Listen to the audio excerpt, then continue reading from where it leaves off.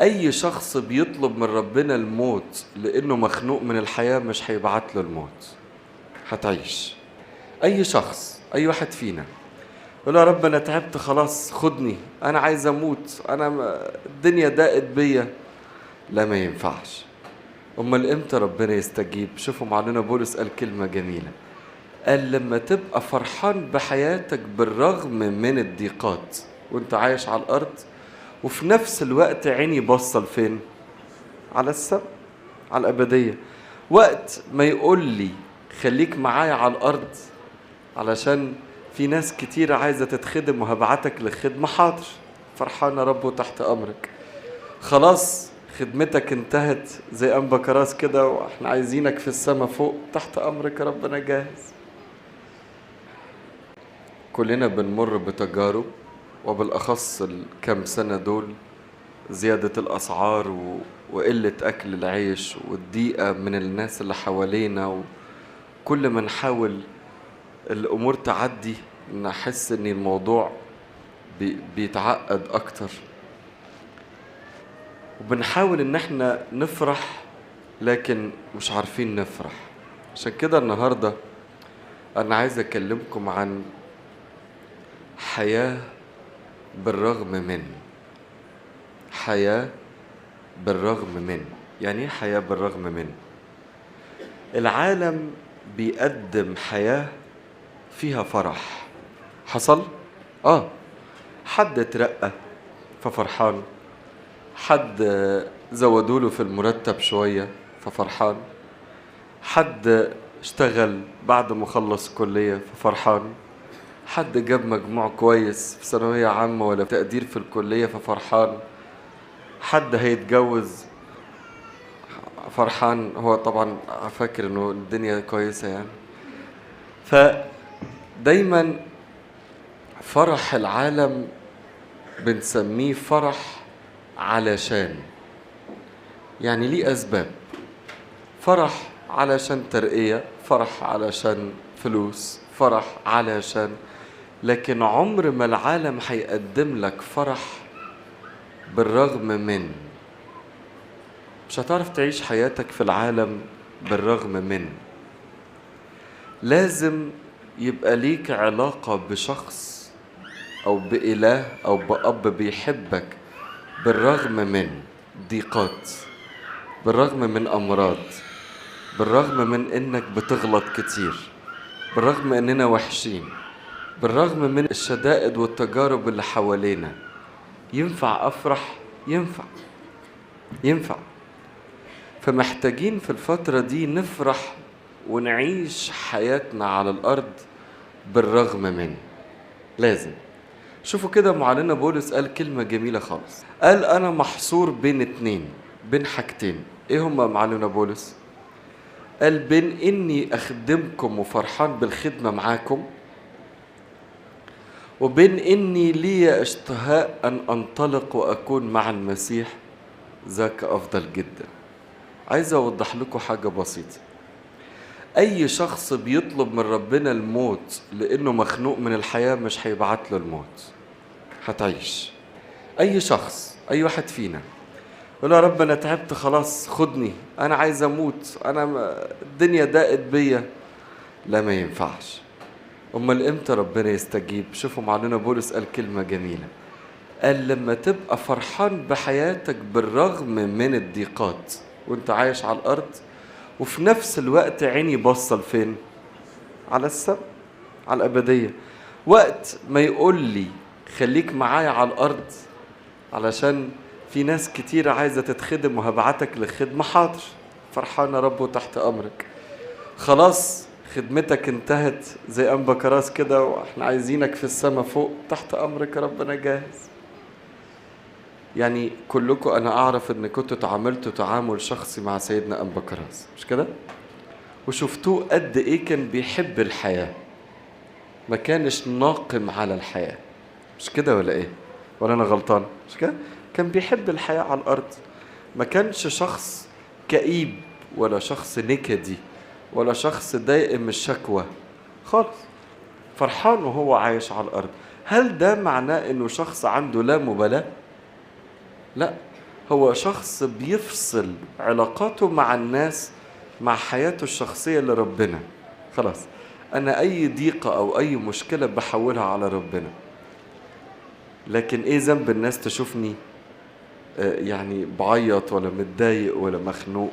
بالعكس، كان شخص مبتسم وجميل جدا. عشان كده أول ما المسيح طلبه للسماء: تحت أمرك ليكن ليك قولك، تحت أمرك، برضه فرحان بالإيه؟ بالسماء. هناخد مع بعض 5 خطوات إزاي أعيش حياة بالرغم من.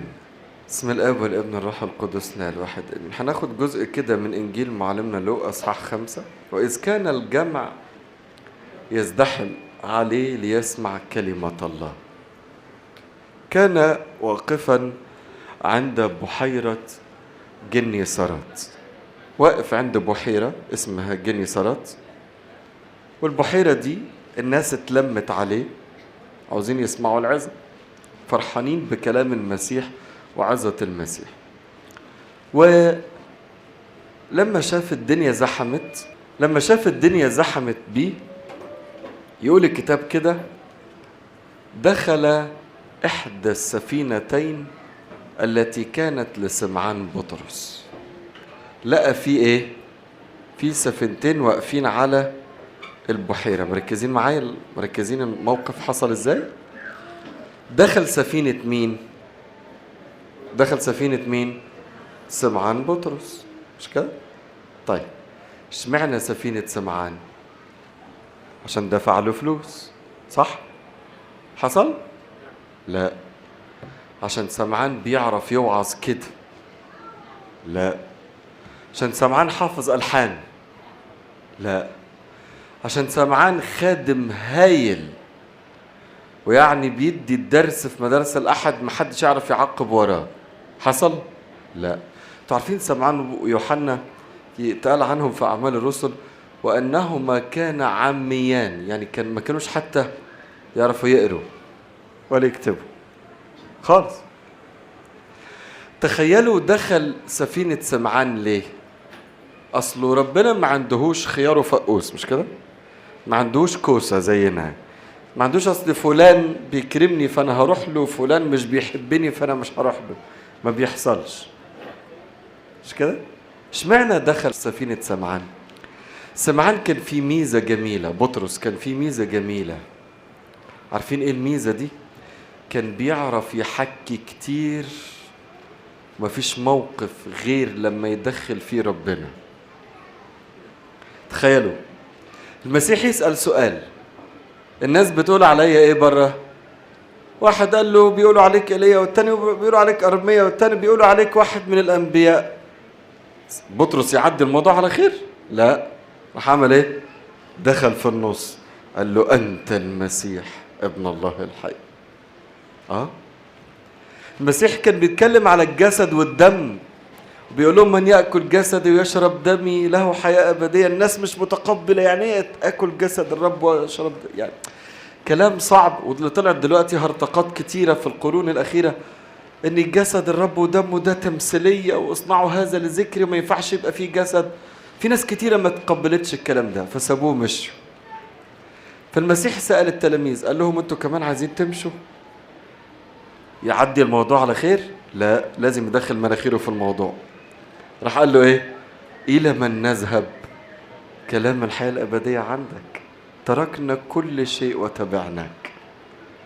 فما كانش ينفع يسيب موقف إلا ونسمع أن بطرس ايه؟ تدخل أو تكلم فيه. عشان كده رقم واحد دي مهمة جدا. احكي مع ربنا أكتر ما تحكي مع الناس. حبايبي، عايز أقول لكم على حاجة جربتها كتير. لما بتحكي مع الناس بيفرحوا فيك، يشمتوا فيك. الناس يقعدوا بكرة وبعض يفتكروا لك اللي من 10 سنين حصل معاك.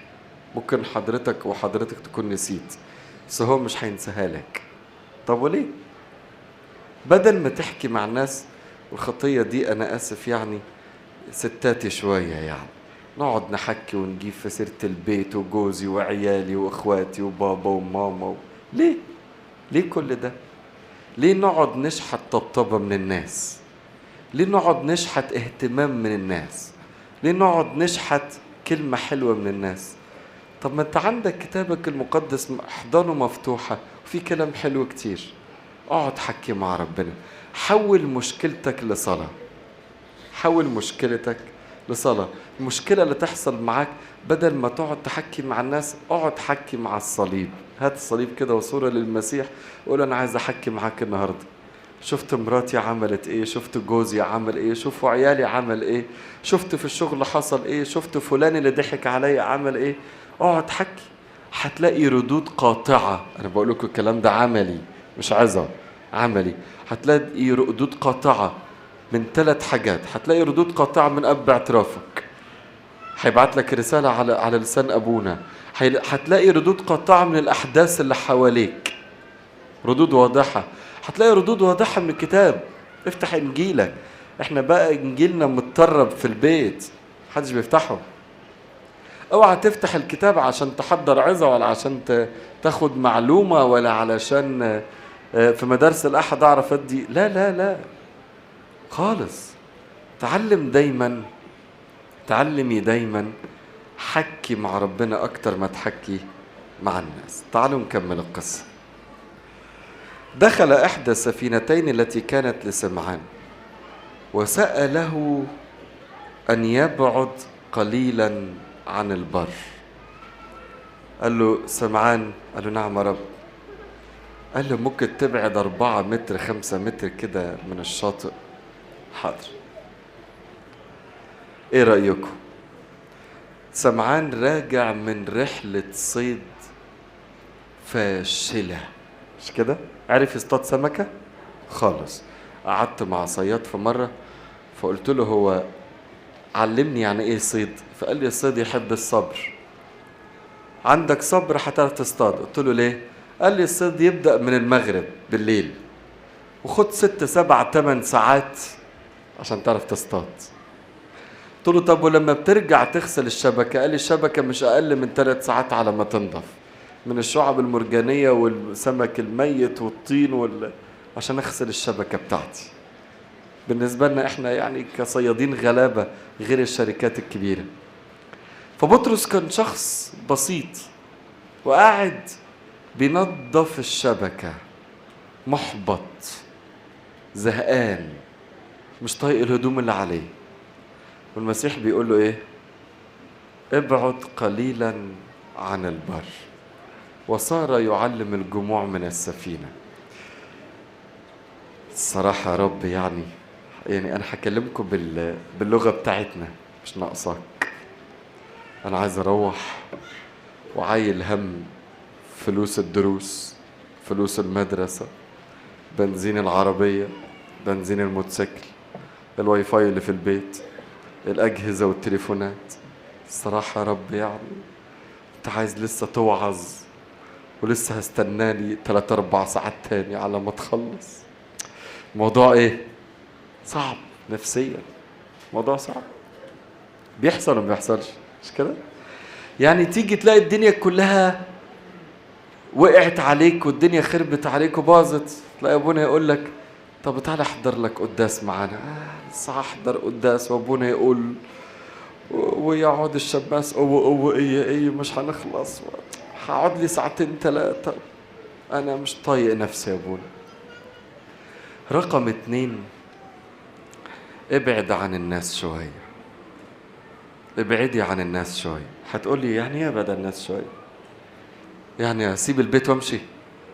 اسيب الشغل وامشي؟ لا، ابعد عن الناس وانت قاعد وسط الناس. عارفين ازاي؟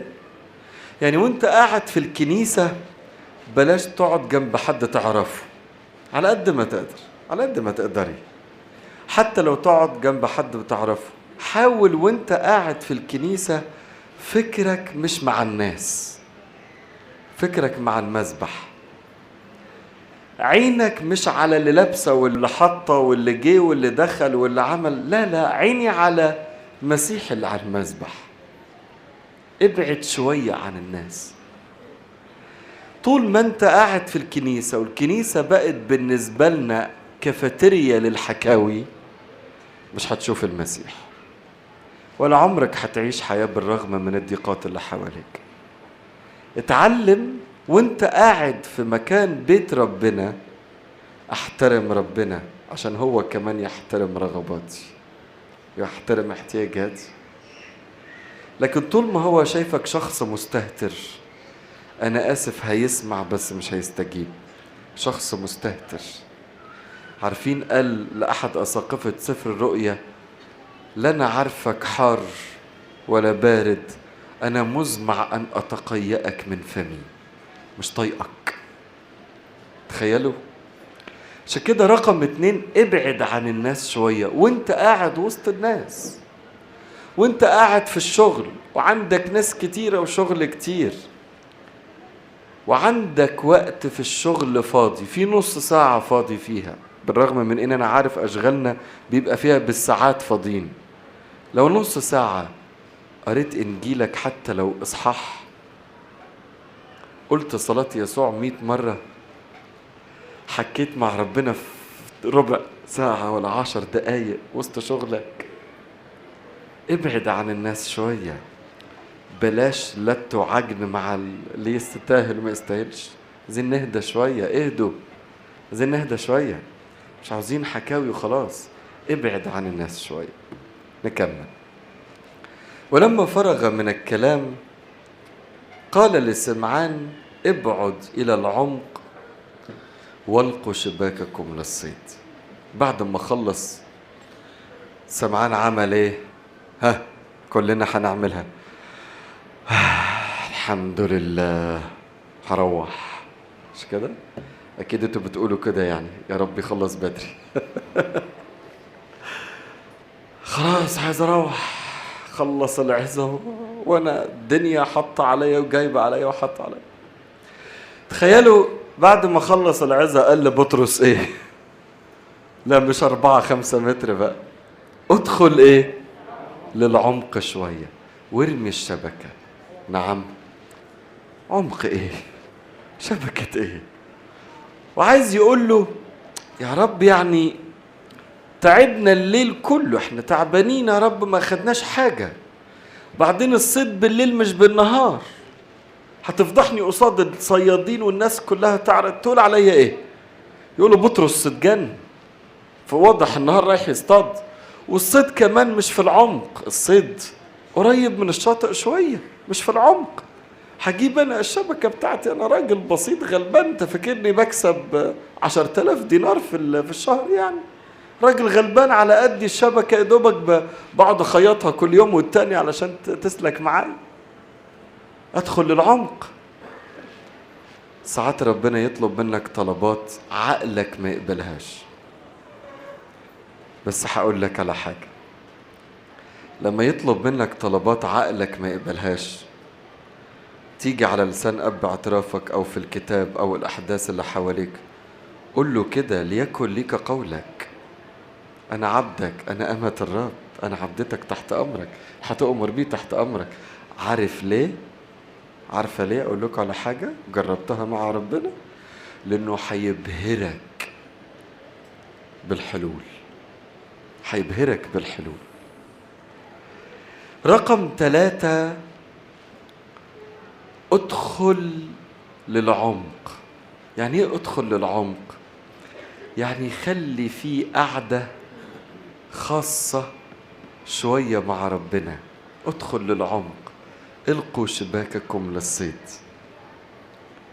قول له: يا رب بص، انا هعرض قدامك المشكلة، ولما تيجي تعرض لربنا مشكلة اوعى تعمل حاجتين: اوعى تقترح عليه حلول، واوعى ترجع تاني تفكر في المشكلة. خلصت خلاص، خلصت خلاص، ده الكبير بتاعك. فادخل للعمق في علاقتك مع ربنا، افتح انجيلك، ادخل احضر قداسات، صلي كتير، اقعد مع ابونا كتير، اقرا كتب روحية كتير، اسمع عظات كتير، دلوقتي بقت على الفيس حاجات حلوة كتير، اتعلم فضايل كتير. ادخل ايه؟ للعمق. مشكلتنا ان 90% من شبابنا بقوا هش. عارفين ليه؟ يعرفوا ربنا بالسطح، تكوي، عاوزين حاجة على السريع للأسف. تخيلوا، مش داخلين للإيه؟ للعمق. فأول ما تيجي تجربة تطيح بيهم، توقعنا على طول. عشان كده رقم 3، ادخل للعمق. 4، أجاب سمعان وقال له: يا معلم، قد تعبنا الليل كله ولم نأخذ شيئا. بطرس كان رقيق المشاعر، يعني قال له: يا رب، يعني الصراحة احنا تعبنا الليل كله ما خدناش حاجة، بس ايه رأيك؟ ولكن. اول ما يقول ولكن يعني ايه؟ يعني اعتبر اللي قلته ده فضفضة، اوعى تاخد عليا، اعمل معروف، اعتبره فضفضة. ولكن على كلمتك ألقي الشبكة. ايه هي كلمة ربنا؟ كتاب المقدس. رقم 4، افتح انجيلك كتير. ارجوكم اعملوا معروف، افتح انجيلك ولو اصحاح في اليوم.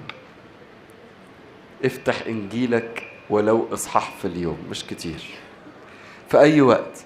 الانجيل دلوقتي بقى على الموبايل وعلى الايباد والتاب يعني ما بقاش شيلة اشيلها معايا في الشارع ولا في السفر، في اي مكان وفي اي وضع وفي اي زمان وفي اي وقت اقدر افتح الانجيل.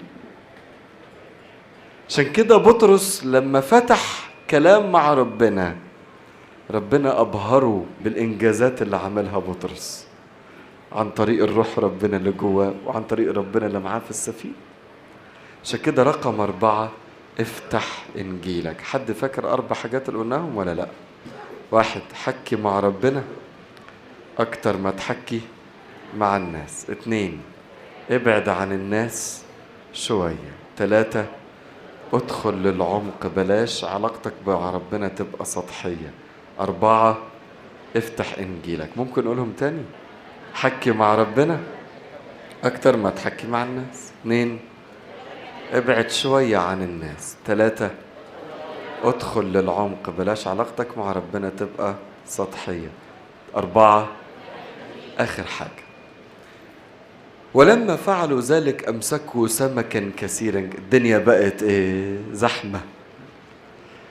سمك دخل وكأنه اوردرز طلعت كده، كل السمك يدخل، اوامر بقى يدخل. دخلت في شبكة بطرس والمركب هتغرق، فبطرس راح نادي على بقية التلاميذ بالمركب: تعالوا تعالوا، مركب تانية، ربنا بعت خير. في بعضنا لما ربنا يبعت خير نكنز، ما اديش غيري. ربنا يبعت خير ما بعتش لغيري. ممكن يبقى أنا شغال في ورشة وعندي شغل كتير، طب ما تبعت للي مش معاه، تلاقي ربنا يعملك إيه؟ يزودك أنت أكتر. مش هيزوده هو بس، هيزودك أنت أكتر. فراح جاب السفينة التانية. السفينة التانية هتغرق، قال يا رب كفاية هنغرق. يقول الكتاب كده: فلما رأى سمعان بطرس ذلك خر عند ركبتي يسوع قائلا: اخرج من سفينتي يا رب، لأني رجل خاطئ. ربنا ما يستاهلش انك انت تدخل سفينتي. رقم 5 مهمة حبايبي، توبة حقيقية مش ظاهرية. تاني، توبة حقيقية مش ظاهرية. يعني ايه توبة حقيقية؟ يعني لما تقعد مع أب اعترافك أبوس إيدك، اختار خطية تقللها لغاية ما تبطلها. بلاش قعدة اعترافك تبقى قعدة روتينية، كما لقوم عادة. بلاش قعدتك مع أب اعترافك تبقى قعدة أهو حكاوي وخلاص. لا، في توبة حقيقية. طب النهضة اللي فاتت من النهضة بتاعت السنة دي ايه اللي اتغير فيا؟ الصوم اللي فات عن الصوم اللي جاي دلوقتي صوم الميلاد، ايه اللي اتغير فيا؟ في حاجة اتغيرت؟ ولا اهو بيقولوا نروح الكنيسة حاضر، مؤتمر حاضر، مش عارف رحلة حاضر. يا خسارة، احنا في زمن كلمة ربنا مغرقة العالم كله، مش عزيزة.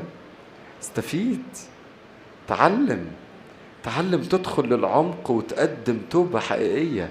في خطية بطلتها السنة اللي فاتت عن السنة دي ولا لا؟ احنا داخلين على سنة جديدة. طب ما ايه رأيكم الشهرين دول نشوف خطية كده مهيمنة على فكري وعلى قلبي وعلى نظري، ايا كانت ايه الخطية، مش قادر ابطلها، واقعد لغاية رأس السنة واقول يا رب علمني على سنة جديدة ما اعملهاش تاني. حلو، جميل. قدم توبة حقيقية مش ظاهرية. عاوزين نعيش حياة بالرغم من، تاني عاوزين نعيش حياة بالرغم من. واحد، أحكي مع ربنا أكتر محكي مع الناس. 2، ابعد شوية عن الناس وأنا قاعد وسط الناس بس فكري عقلي نظري مع ربنا. 3، ادخل العمق بلاش الايه السطحية. 4، افتح انجيلك. 5، قدم توبة حقيقية مش ظاهرية. يلا كمان آخر مرة، يلا. عاوزين نعيش حياة بالرغم من الضيقات اللي حوالينا والمشاكل. 1، حكي مع ربنا أكتر ما تحكي مع الناس. 2، ابعد شوية عن الناس. 3، ادخل للعمق بلاش السطحية. 4، افتح انجيلك. 5، قدم توبة. ربنا يبارك حياتكم ويفرحكم، لإلهنا المجد دائما أبدين آمين.